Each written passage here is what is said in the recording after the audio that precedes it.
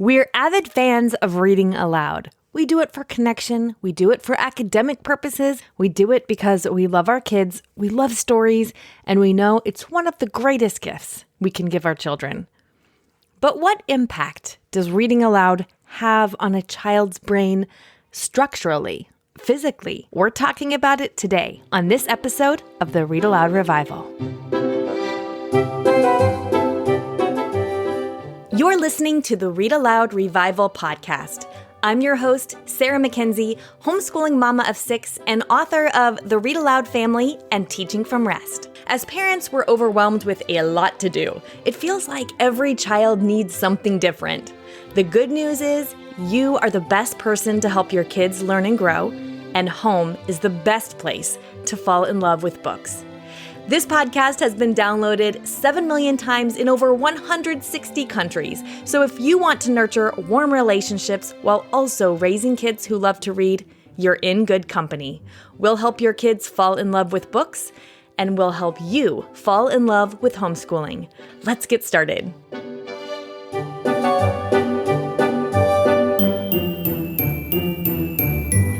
Today, I've got a special guest here, Dr. John Hutton, who is a pediatrician and the director of the Reading and Literacy Discovery Center at Cincinnati Children's Hospital.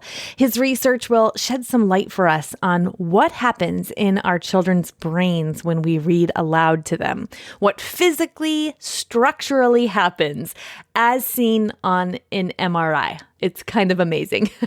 Before we get there, though, it's the end of February, which means we are knocking on the door of spring.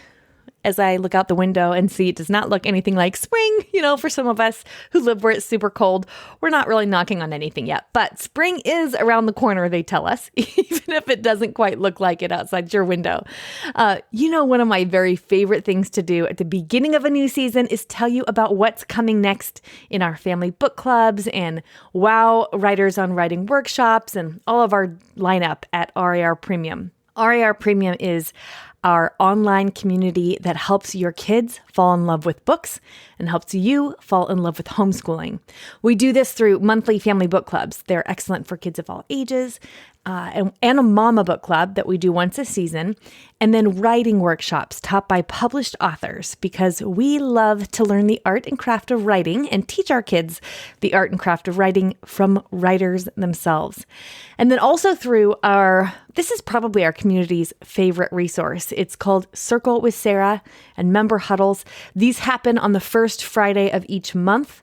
They're professional development for your homeschool. Basically, we make 1-degree shifts in our homeschools to help us create the homeschooling life we want for our families. Now, I'll tell you, just recently, I got a note from Amy Reisner. She's a longtime member of RAR Premium, and she said, quote, "This community is seriously the best money we spend on our homeschool. Thank you, thank you, thank you." Thank you so much for that, Amy. Now is a great time to join RAR Premium because we're launching into our spring lineup. So our family book club novel for spring is The Year of Miss Agnes by Kirkpatrick Hill. Let me tell you, you are going to love this book about a teacher who comes to a one-room schoolhouse in remote Alaska. It's going to fire all of your juices about learning for this spring. I mean, what is not to love about a teacher whose very first task is to throw away all the textbooks and read Robin Hood to her students instead? Oh yes, it just gets better from there. It's a great read aloud for the whole family. It's short, it's lively. I think you're going to love it. Of course, we'll have a family book club guide to go along with that family book club. In March, our family book club selection is It Began with a Page, which I think honestly is pretty nearly perfectly executed as far as picture book biographies go.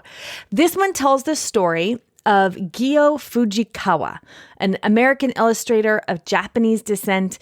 You'll get a little something in this picture book biography for all ages. Your younger kids will love it and all the illustrations of darling little chubby babies.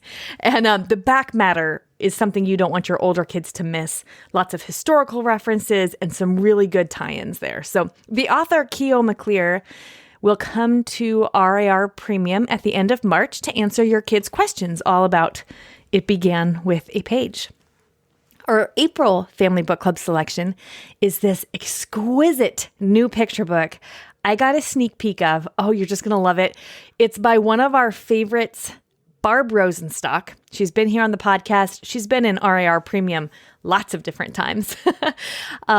This one's illustrated by Mary Grand Prix, who is best known for her illustrations of the U.S. Harry Potter books. So, you've seen her illustrations before. This book is called Mornings with Monet, and it is officially my favorite picture book about Monet.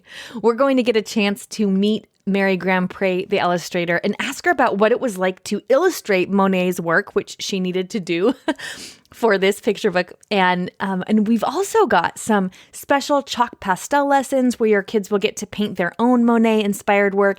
It's all going to be in the Family Book Club Guide and at our Illustrator Access event where we get to talk to the illustrator herself. So that's going to be really wonderful. And then in May, our Family Book Club selection is Nature's Friend, the Gwen Frostic story. Now, this tells the true story of a Michigan-based artist, Gwen Frostic. This one has so many nature study connections. We're going to get to meet the author, Lindsay McDivitt, and then, because this book is just begging for nature study, as is our spring novel, The Year of Miss Agnes. That one also has so many nature study connections.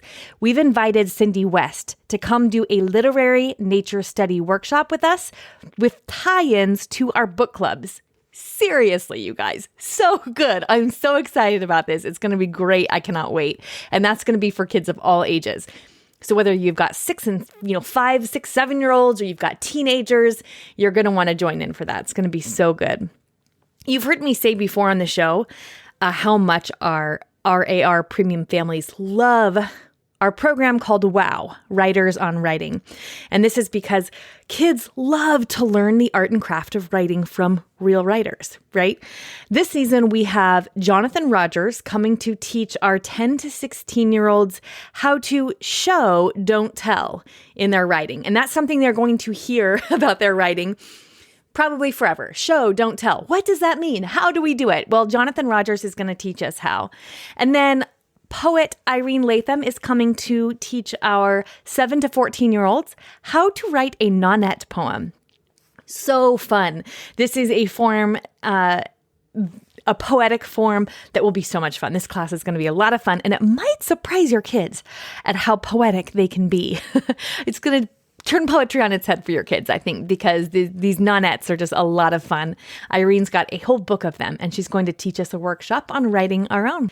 I'll tell you, we've been told more times than we can count that RAR Premium is the best part of homeschooling. We think you'll agree. So to join us for this excellent spring lineup, which will definitely be the best part of your homeschooling spring, you want to go to rarpremium.com. You'll find the calendar there, the lineup there. And also when you join, you get access to every recording and book club we've done before. rarpremium.com to get the good stuff.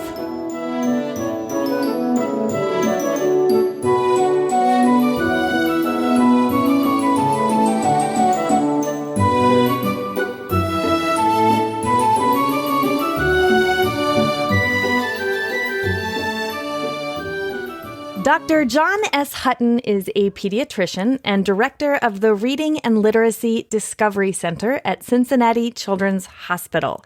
His research involves exploring the effect of the home reading environment and screen-based media on early brain development using MRI, and is the first to document relationships with brain structure and function prior to kindergarten. He's also the founder of Blue Manatee Press and is a pioneer in developing children's books for pediatric health literacy promotion and early literacy screening. Now, here at Read-Aloud Revival, we're all big fans of reading aloud, of course. But today, I'm especially excited to talk to Dr. Hutton about what happens in our kids' brains when we read aloud to them. Dr. Hutton, welcome to Read-Aloud Revival. Thank you very much, Sarah. I really appreciate it. It's an honor to be here. Well, I first heard about you and your work from Megan Cox-Gurdon's book, The Enchanted Hour, The Miraculous Power of Reading Aloud, in the age of distraction. And Megan's been a guest here on our show before in episode 130. I just loved talking to her. I really enjoyed her book. And in her book, she talked about some research you've done on what happens in the brains of children when they hear age-appropriate stories read aloud. And of course, like I'd mentioned to you before we started recording, we know there's tons of benefits of reading aloud with our kids. Most of the families that are listening to this show already do it a lot, but I would love to dive in with you on that brain science. So wondering if you can describe a bit of your research for us, maybe tell us in layman's terms, if you can, what happens in our children's brains when we read to them. Yeah, I mean, it's a really important topic. And I like to say that a lot of what we're doing at Cincinnati Children's, which is really a great place to do this work, is using really, really fancy high-tech methods to verify the obvious. A lot of the stuff that we've done using MRI, which big, fancy, expensive machines, is really just to make the case that what every grandparent and so many teachers and parents already know, which is reading to kids as young as possible, as often as possible, is really good for them, and can really help shape their brains to not only learn to read, but to love reading and to to go on and have wonderful imaginations and success in school and life. But really, when I got into the work, I came back to pediatric training after kind of wandering in the literary wilderness for a while, which is a longer story, in about 2013. And one of my first mentors, named Dr. Scott Holland, is a pioneer in using MRI to define sort of the language development in children. And as reading really is essentially a form of language, it's basically written language. There was sort of a natural synergy there to really use those same tools to look very closely at sort of, well, how does, what's going on under the hood, in young kids when they're learning to read, and what things can we as pediatricians and teachers and others recommend to help make sure this process goes as smoothly as possible.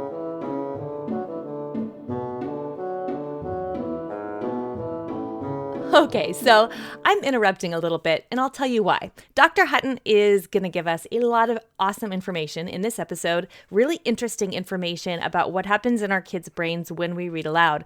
But it's handy first to understand how the brain reads at all, or what networks are firing when our kids are learning to read, or they're looking at words and decoding them, or listening to a story. So before we dive in with Dr. Hutton on what his studies have shown about what reading aloud does or changes in our child's brains, he's going to explain a little bit about what's happening inside the brain just reading. How does the brain read? How does that actually work? I wanted to point out a couple of things ahead of this segment. First of all, you're going to hear me mention the reading program I use to teach my kids how to read. And I have mentioned this here before on the show. This episode's not really a how to teach your kids how to read sort of episode, but because I know a lot of you are in this same stage and are interested in knowing what I use and like, I will tell you I use Orton Gillingham methods. One is all about reading. The other is Logic of English. The programs are very, very similar. I think you can just look at samples of either one and see which one you think probably fits more with your style of teaching and looks more interesting to you and your child. Either of them will get you good results. I'll have links to both All About Reading and Logic of English in the show notes for you. And the other thing I wanted to mention was dialogic reading. And that's because in this interview, Dr. Hutton mentions dialogic reading, which is really just a fancy term for interacting with your child while you read. So talking with your child, pointing at things, interacting and having a conversation, asking questions and they answer them, or they ask you questions and you answer them, engaging with the book, and so that it becomes more than just something that you're reading at your child, but something you're reading with them. So dialogic reading, it's just a fancy word for cozy reading. Okay, here we go. And you know what? I just want to give you a heads up. You're going to find out that there is a lot happening in your child's brain when they're reading, especially when they're learning to read. It's giving me a whole new appreciation for what kinds of mountains I'm asking my child to scale every time they sit down with me to do a phonics lesson, or really even to enjoy a story. There's a lot happening under there when we're reading with our kids. All right, I'll stop talking so you can hear Dr. Hutton tell us about what happens in the brain.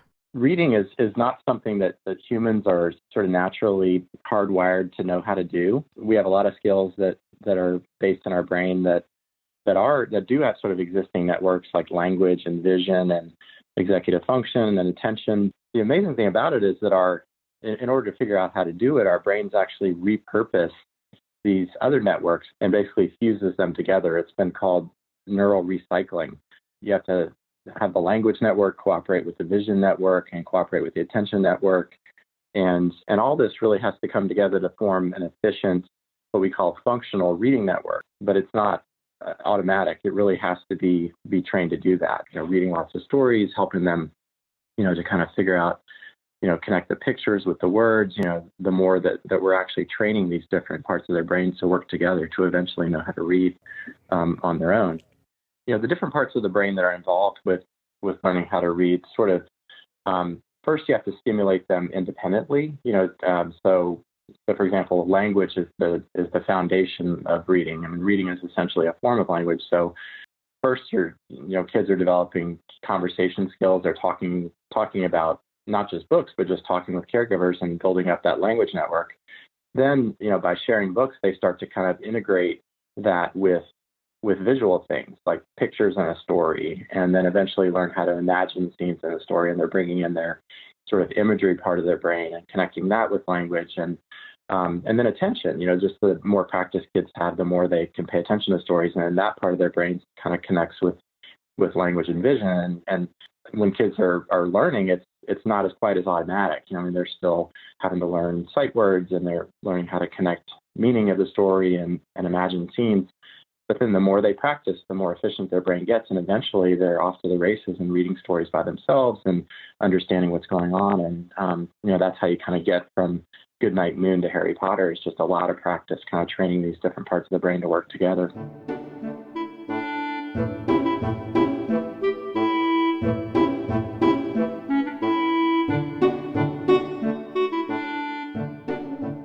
One of the most common sources of reading difficulties is just underdeveloped language skills. And this tends to happen most often in kids that have less exposure to books and reading, less practice reading. But really one of the most powerful ways is just to expose them to more words, which, we know books are such a powerful and rich source of that.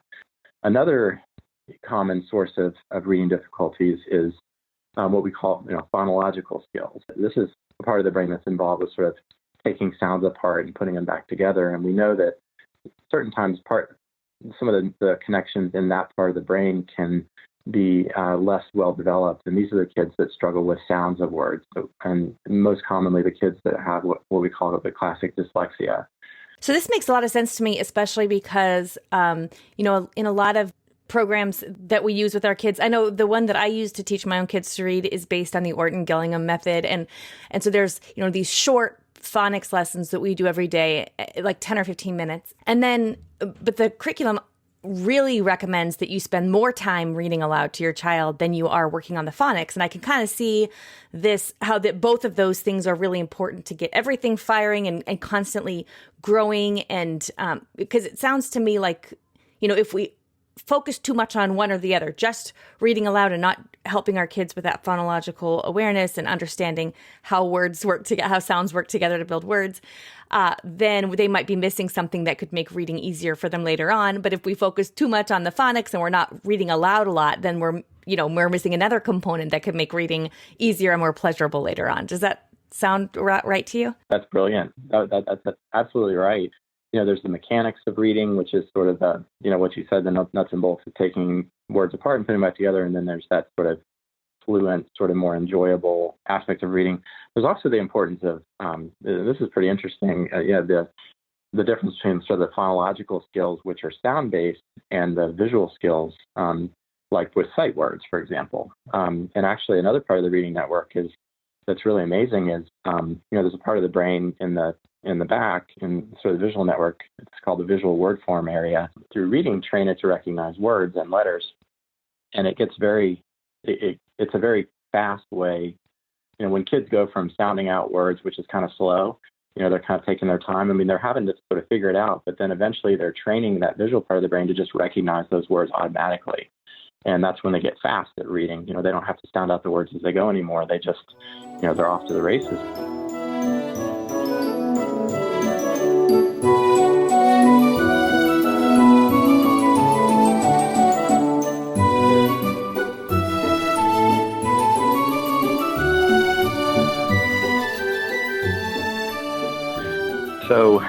we started really diving into this research. Our first study came out in 2015, and it was really looking mostly at sort of what aspects in what we call the home literacy environment, which is basically four things. It's sort of access to books. Do you have books?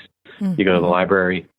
Frequency of reading, which is how often is a caregiver reading with the child, and then interest, how interested is the child in being read to, how interested is the parent in reading, and quality, sort of the interactivity around reading. And we really wanted to look at all these different aspects of that environment and how they relate to what's going on in children's brains when they're either listening to stories or reading stories.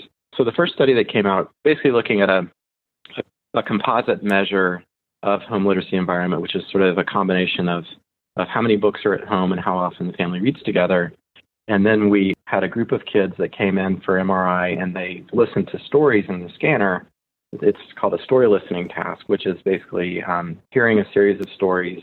And then as they're listening to them, the MRI scanner picks up really how it essentially measures blood flow in the brain, supporting different parts of their brain, listening to the story, and that connects with activity in the brain. But what the first study showed was, kids that were read to more often, that had more books at home, had stronger activation in the part of their brain during the story task that was involved with imagination and language. It was on the left side in the back, which is it's sort of a watershed area that connects visual parts of the brain with language parts of the brain. Okay. And one of the interesting things about that part of the brain lighting up was during this task, there's no visual stimulus at all. They're basically listening to the story. And the first question we said was, well, why are visual areas lighting up when kids are listening? The answer is they're imagining. It's their visual imagery in their brain sort of bringing the story to life, which is very cool, and suggested to us that, kids that have more practice being read to at home, have built up this part of their brain that's responding more strongly, when listening to stories. And so we published this story and got a whole bunch of attention. It was, in the New York Times and Time Magazine, all over the place, because it was really the first to show that, not only is reading to children good for them in terms of building skills, but it actually is related to measurable differences in their brain that supports reading and literacy at a pretty young age. These were all preschool age kids. Okay, I'm pausing my conversation with Dr. Hutton for a second to make sure that sinks in, because basically what Dr. Hutton just said is that we can see on an MRI scanner, based on where blood flows in the brain, that kids who are read to more often are better set up for literacy success later on. And it actually changes the structure and the way that their brain is making connections. We're going to get into that some more. He's going to talk about some more of his studies, especially as related to what happens when kids are looking at or listening to stories that have no pictures versus listening to stories that have pictures versus listening to a video story. So like a show or an animated story, or like one of those interactive stories that your kids can quote unquote read or be read to on an iPad. So listen in for more on that. But I just wanted to take a moment to put a pin in that, because that's kind of amazing. We all know that reading aloud makes an impact on our kids, but an MRI shows it too. It actually makes a physical difference. That's amazing to me.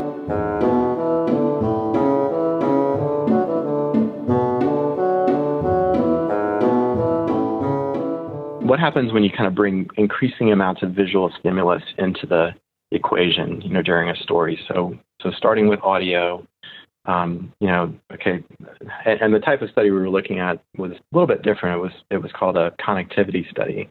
Okay. That's looking less at sort of what parts light up and more at sort of how they talk to each other. So we looked at particular networks, the language network, the visual network, the imagination network, and the attention network.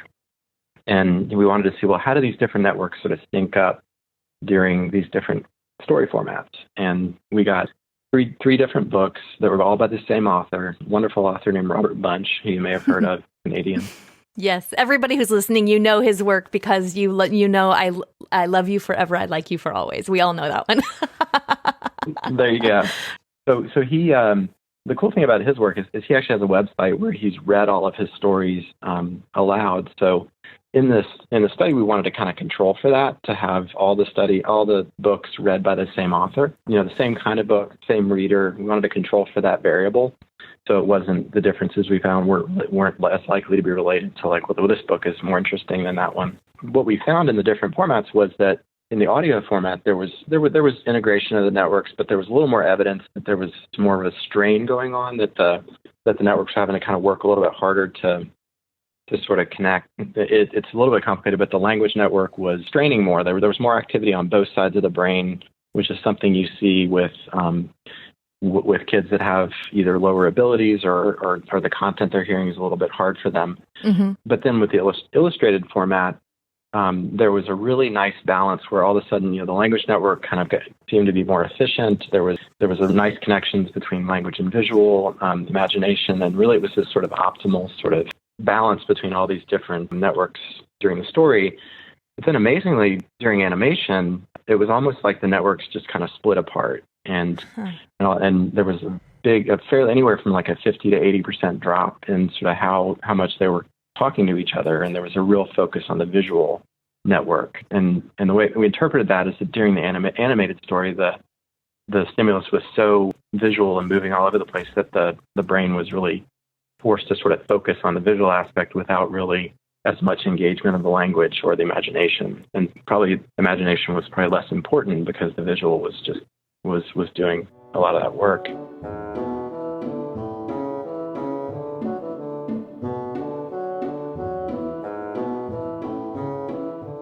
There were two studies we did that found the same thing. One was more focused on the attention networks, and one was more on the imagination networks.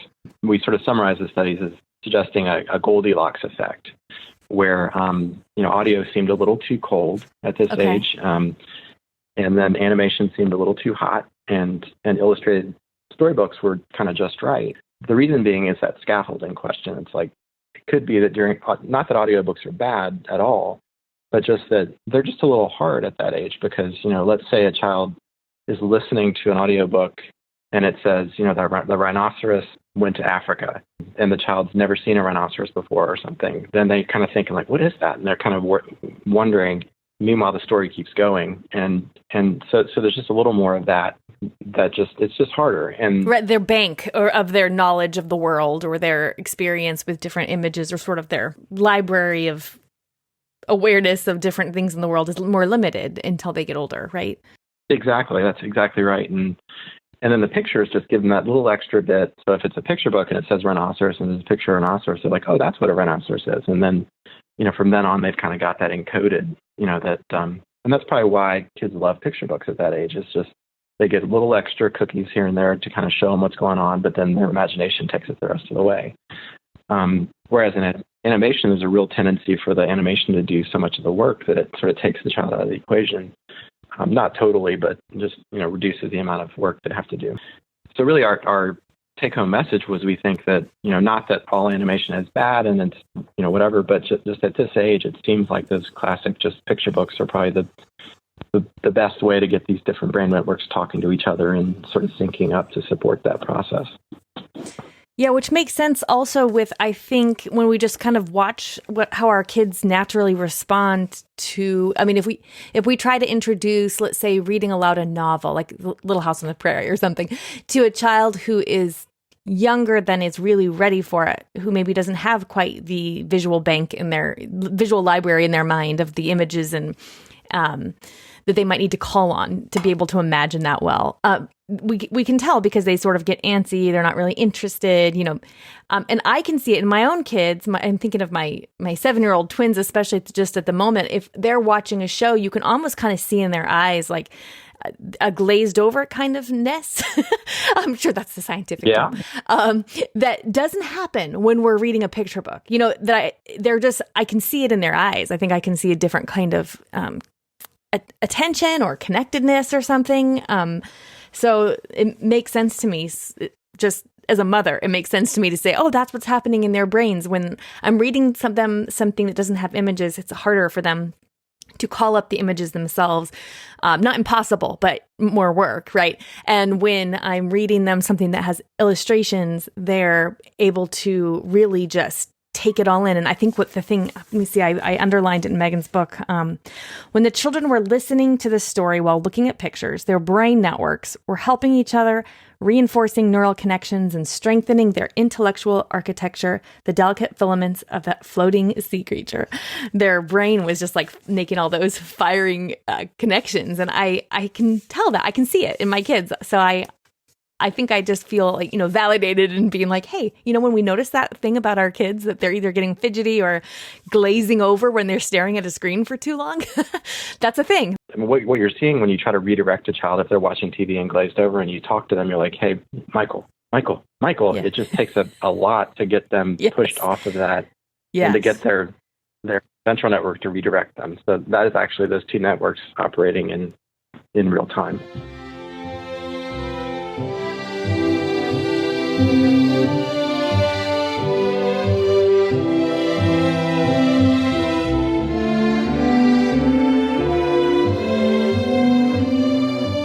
There's a maximum in neuroscience, neurons that fire together wire together. So really, the more you practice anything, the stronger the neural circuits become through just more wiring, or the wiring is insulated more. It's a process called myelination, but essentially those pathways get more efficient, faster, stronger.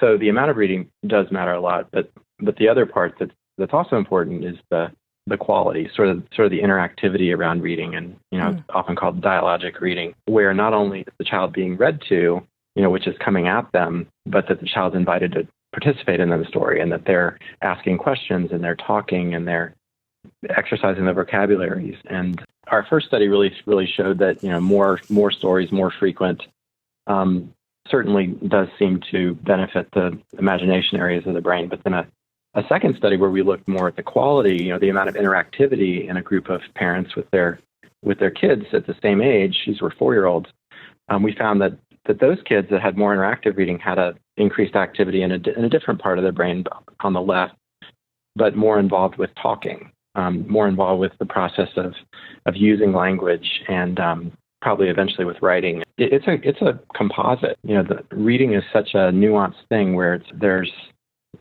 a lot of factors that really are important. Andrew Pudewa from the Institute for Excellence in Writing will say, when it comes to helping our kids be good writers later on, he'll say, you can't get out what you didn't put in.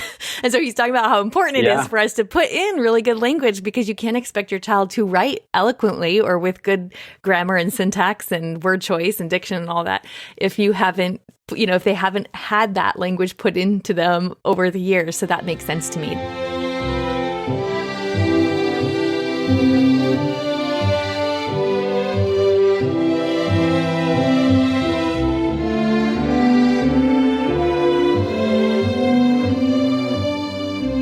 I'm interrupting my conversation with Dr. Hutton once more because I just wanted to mention that during my conversation with Dr. Hutton, something that kept standing out to me is how our own instincts as parents are basically proven by his scientific research, his medical research.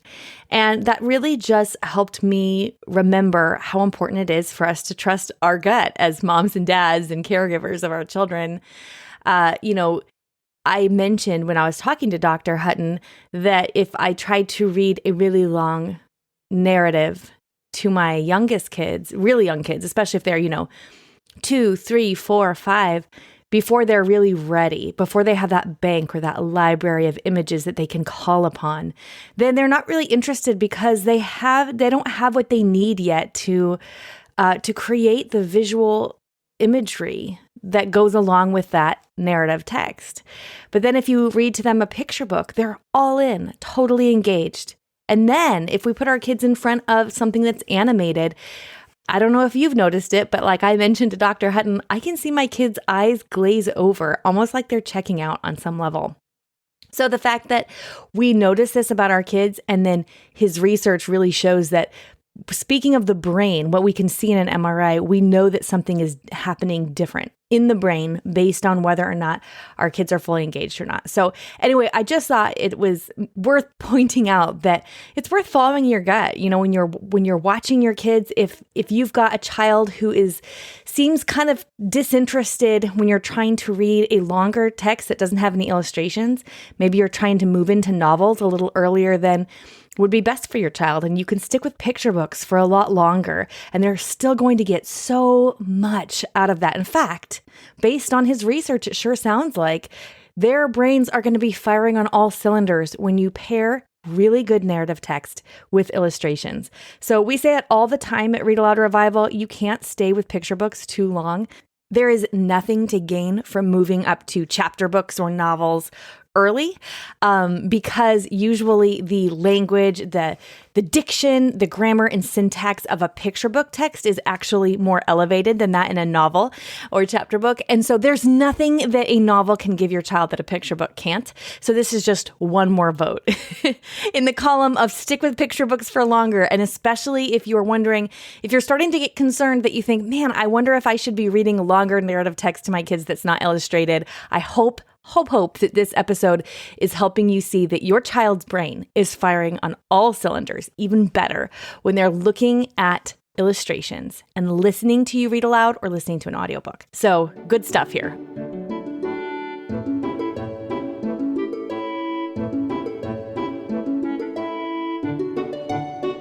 We've said it on this show so many times that the best 10 minutes you can spend today is reading aloud to your kids. And this episode, I think, helps remind us that not only are we going to see the relational benefits, not only might we see that our kids maybe calm down if they're having a rough time, or it's a time of connectivity or enjoyment or delight or just a slower pace, it's actually changing the structure of our children's brains for the better. So if you want to do something that makes a tangible difference in your child's brain today, I would suggest grabbing a book, grabbing a kid or a few, and spending some time reading aloud together, especially from a picture book. Many thanks to Dr. John Hutton for taking time out of his very busy research schedule. If you want to read a little more about his work, you can find some descriptions of his research in Megan Cox-Gurdon's book, The Enchanted Hour. We'll put a link to that in the show notes. You can also hear Megan talk about that book and the obstinate act of love that reading aloud is in episode 130 of the Read-Aloud Revival. Now it's time for Let the Kids Speak. I love this part of the podcast because kids share the books that they've been loving lately.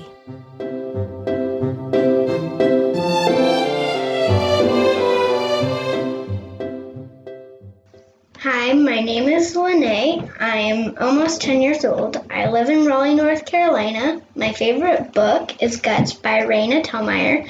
I like it because Raina learns to face her fears. Hi, my name is Bethany. I'm 7 years old. I live in Raleigh, North Carolina. My favorite book is The Princess in Black and the Bath Time Battle. I like it because the stinky monster is so stinky.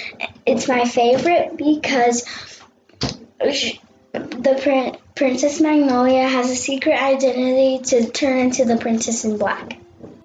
My name is Bogusha and I'm 9 years old. I'm from Connecticut and I want to recommend a book by Kimberly Bradley, The War I Finally Won. This is a story about Ada who lived during the Second World War. She had a twisted foot, but it did not stop her from being herself. I enjoyed reading this book. Bye! Hi, my name is Ellie. I am 8 years old and I live in Fort Collins, Colorado. My favorite book is Wonder about Augie Pullman. Hi, my name is Mac. I live in Fort Collins, Colorado, and I'm 6 years old, and my favorite book is Charlie and the Chocolate Factory. Hi, my name is Poppy. How old are you? I'm 5 years old. Where do you live? In Fort Collins, Colorado. What is your favorite book that we just read? Adventures with Waffles. Hi, I'm Anna. I am 6 years old. I live in Massachusetts. My favorite book is I Broke My Trunk by Mo Willems. And my favorite part is when the pig screamed at the elephant. Bye. What's your name? Lindley. And how old are you, Lindley? 3. And what's your favorite book? Goodwin the Goat. Goodwin the Goat by Don Freeman? Mm-hmm. And what do you like about the book? Right, that silly goat got it covered and washed it off in the river. Yes, that silly goat. And where are you from? From Colorado. From Colorado. Can you say bye? Bye. Do you want to say hello? Mm-hmm. Hi, sir. My name's Keely, and I live in Colorado, and my favorite book is Goodwin the Goat by Don Freeman. Goodwin the Goat by Don Freeman. And what do you like about the book? That he got that Goodwin got colorful, and then he noted a shortcut nearby that he took a rush and all the colors came off of him because he plays with Miss Bibbs paint colors. And how old are you, Keely? 4. Okay, thank you. Oh, girls, thank you so much for both of you telling me about Goodwin the Goat by Don Freeman. I know Don Freeman's work because of course, Corduroy, but I've never, ever seen Goodwin the Goat. So I am going to go find it and get it and read it. Thank you for the book recommendation. Hi, my name is John. I am 8 years old. I live in Seattle, and my favorite book right now is Mrs. Piggle-Wiggle because it's about teaching kids lessons. Hi, my name is Edith, and I live in Seattle. My favorite book, Matilda. I like it because I like the teacher and how she's like so interesting and how she like has that house. I like the little girl, how Matilda can move things with her mind. And how old are you, Edith? 5. Ah, you like Miss Honey, don't you, Edith? So do I. Do you know, Matilda was probably my own favorite book when I was growing up.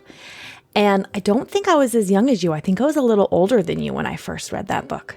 And Miss Honey was my favorite part of that story too. So I bet you and I have similar taste. Thank you, kids, for all of your book recommendations. I love hearing what books you're loving. So don't forget that our spring lineup is right around the corner. You can see all the good stuff, what we've got coming up in family book clubs and wow, writers on writing workshops, and truly the best of what we do here at Read-Aloud Revival.